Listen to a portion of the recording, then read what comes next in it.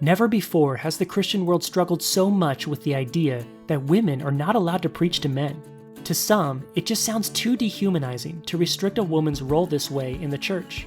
But the Bible, in several places, seems to take a strong stand against women preaching to men. And perhaps the most familiar place is 1 Timothy 2:12, where the Apostle Paul says, "I do not permit a woman to teach or to exercise authority over a man. Rather, she is to remain quiet." We could talk all day about whether this is still relevant for us or not, but have you ever just stopped and wondered, why does Paul forbid women to preach to men in the first place? It may seem unfair to us, but God has a good reason. You see, the book of 1 Timothy is all about preserving the truth of the gospel. This becomes abundantly clear when Paul says in chapter 3, "I am writing these things to you, so that you may know how one ought to behave in the household of God, which is a pillar and buttress of the truth." False teaching began to make its way through Timothy's congregation, and Paul wrote to warn him about the consequences of compromise.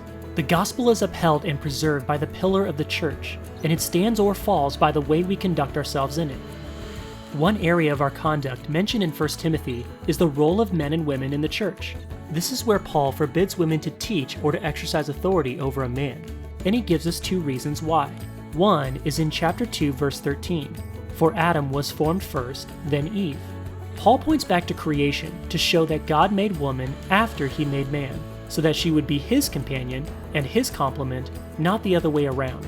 If women then exercise authority over men, the church would overturn God's perfect order at creation. The other reason is in verse 14. And Adam was not deceived, but the woman was deceived and became a transgressor. The point is not that Eve was more gullible than Adam, but rather that she made the call for the two of them when it should have been Adam. She, not he, now bears the burden of being deceived because she took the lead that day. If women then teach men, the church not only overturns the order of creation, but it also lends credibility to the deception of false teaching, whether it means to or not. The church then must continue to forbid women from preaching to men. This is not because men are somehow better than women, or even because women are unable to preach.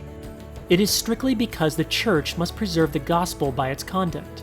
When women adopt the submissive role God assigned them, the church maintains the order and the truth established from the beginning.